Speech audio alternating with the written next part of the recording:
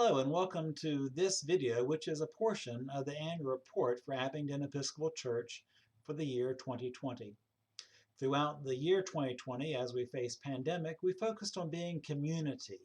This series of conversations are by members of our community as we focus on the ministries that we did. As we think back to when the church was founded, as we read in the book of Acts, there are many characteristics which define the church. As we find ourselves in a new situation, we too had to ask ourselves, what are we being as we learn to be the church? As the early church did, they had to learn. As we have had to do in this pandemic, we have had to learn. I hope you'll enjoy this conversation with members of Abingdon Church as we explore how we learned and affirmed our opportunity to be the church God has called us to be.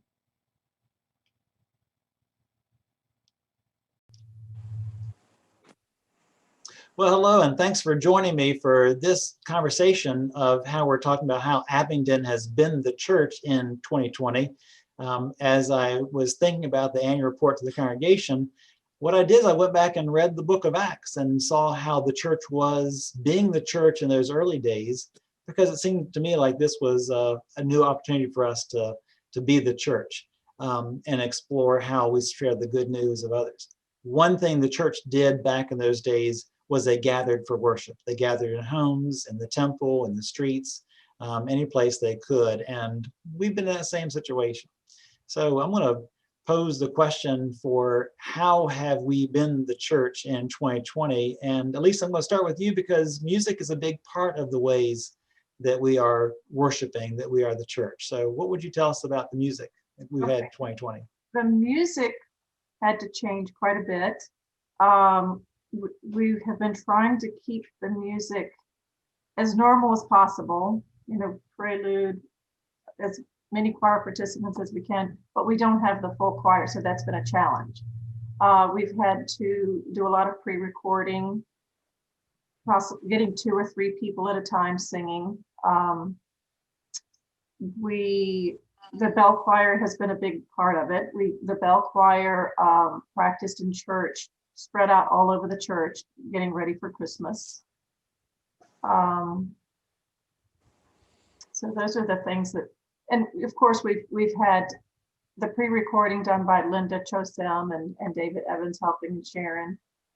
That took a lot of time and organization. The main thing was organizing all these different services, because it seemed like there were more services than normal. But that was a challenge. Yeah. Well, and not only recording the music, but then also as times change, having some live music. Yeah. I remember back in the summer, many months ago, we had the organ play for the outdoor service, which was our early service, sort of our 8 o'clock service. And that wasn't something we'd had before. So you want to talk about that a little bit? And that was enjoyable. It was a 7:45 a.m. service in the summer, so thank goodness it was light at 5 o'clock when you get up. But that was enjoyable because I got to see everyone and speak to everyone after the service. But I would play the prelude at the beginning, open the doors on the south side where everyone was sitting, and then sit there by the door so I could hear the service, and then open them back up for the following prelude at the end. So I enjoyed that a lot. And I think it's nice just to hear the organ. Well, and it was unusual in that I remember those services, people would sit down and listen to the prelude. Yeah. Which, yeah, so first of all, it's unusual because that congregation typically doesn't have music when we get together for the first service of the day. But when we do have a postlude, I think I said prelude, I meant postlude, usually we're up and we're ready to chat with our friends and go get coffee or whatever. So you're playing these beautiful postludes and the chatter is going on everywhere.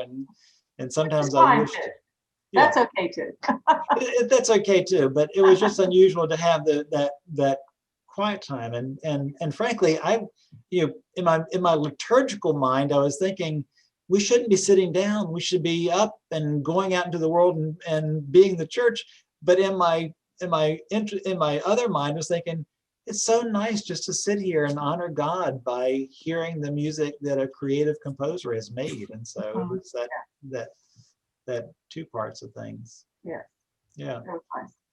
David, Alisa talked about recordings, and of course, we're going to talk about live streaming. And you've been on our tech crew, helping edit those films when we were doing them, and then piecing them together. And then you're the camera person for many of our services.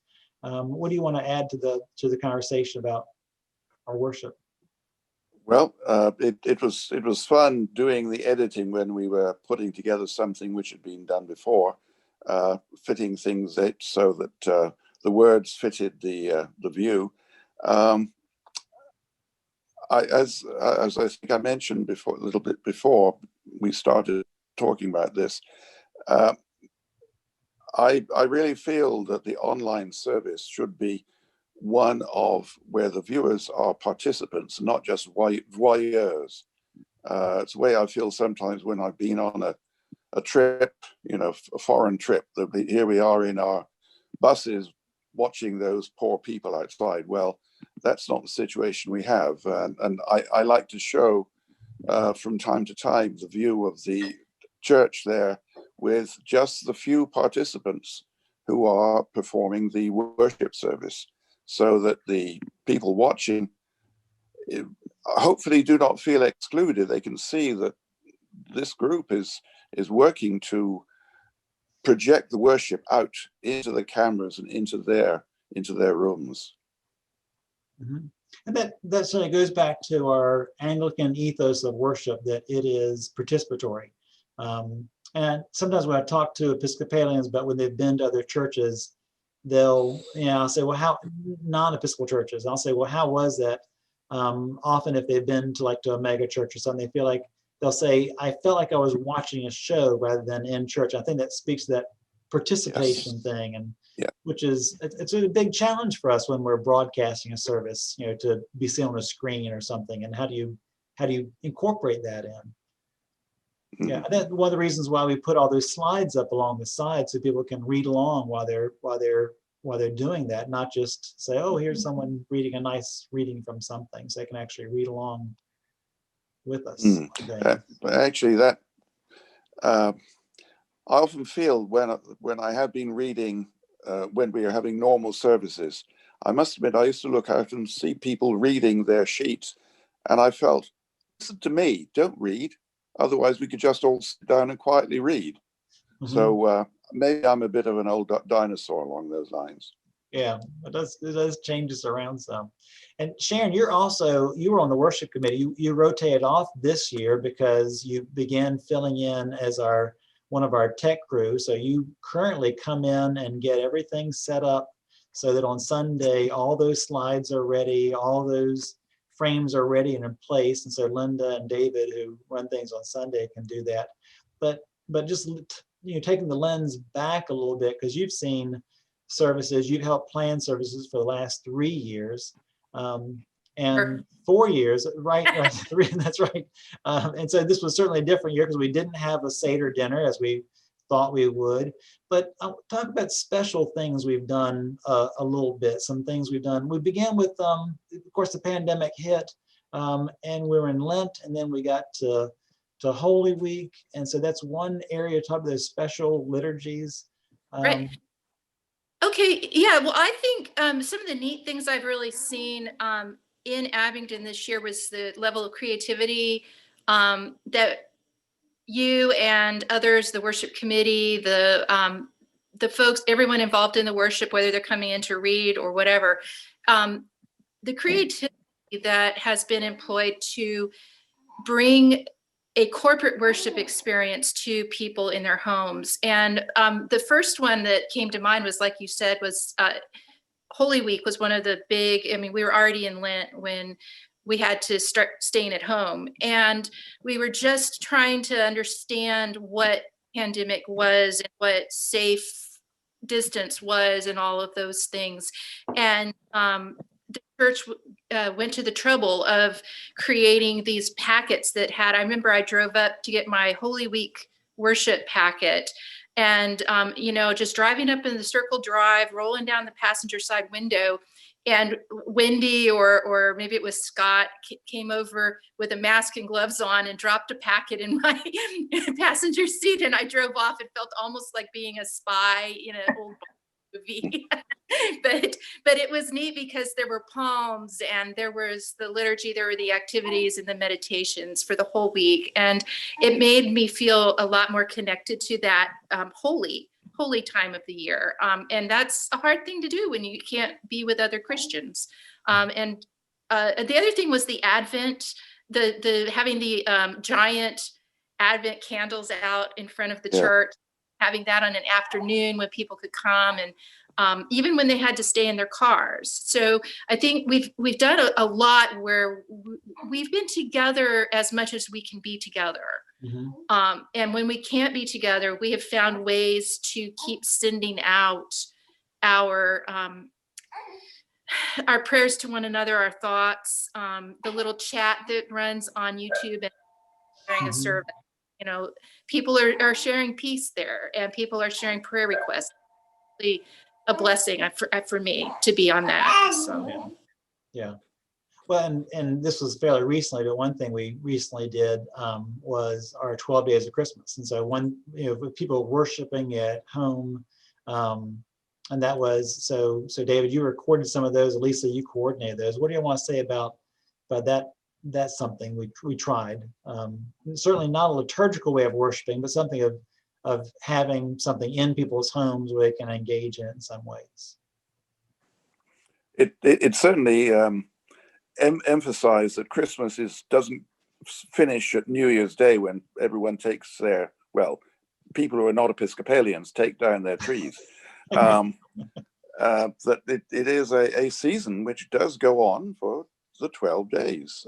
And it was very inventive of you, Sven, to think of this. And it was, they were fun to watch each day.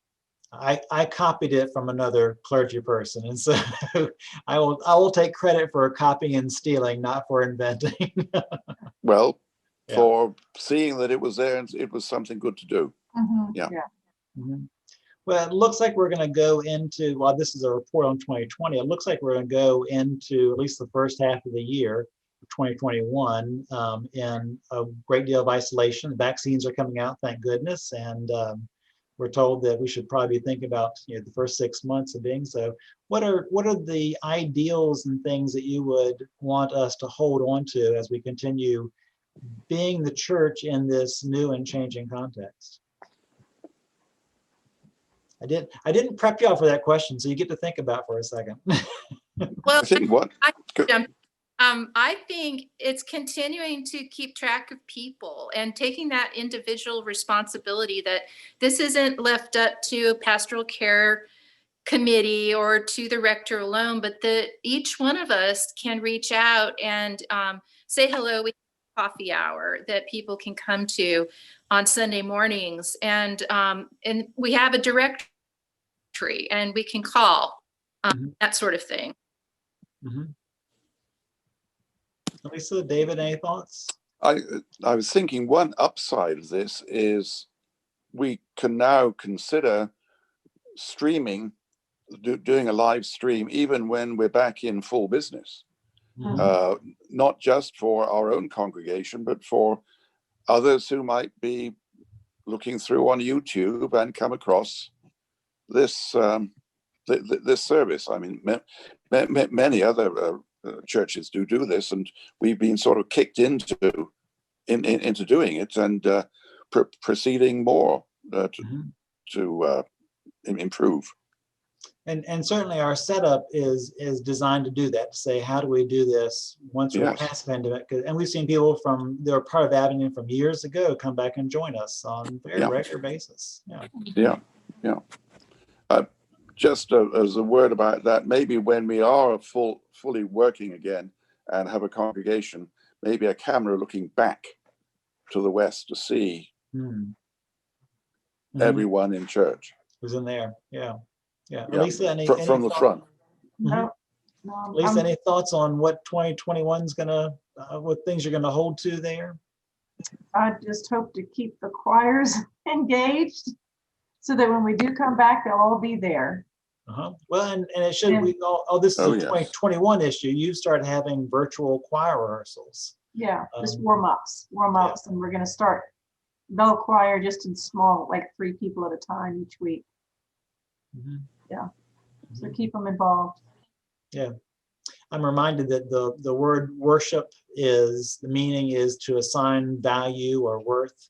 And that, so we think that we are worshiping, but in reality, we are returning worship because it's God who first gives value to us by creating us and redeeming us and sustaining us. And in what we call worship, we're taking all that creativeness and all those gifts that God's given us and just returning value to God. So through music, through liturgy, through community, through all those ways. So thank you for helping us in all those ways be part of the church and be part of how we worship. And thanks for your time and a conversation today. I've enjoyed this time, and hopefully people watching it have enjoyed sort of learning what we've been through in 2020 as Abingdon struggles to be the church it's called to be. Thank you. Thank you. Very good. Good to talk to you. Bye-bye all. Bye-bye. Thank you for watching this conversation with members of Abingdon Church as we've explored how the church has been the church in 2020. There are a series of 8 videos that comprise this annual report. Hope you'll watch them all. And please join us for worship, service, and faith. Abingdon Church.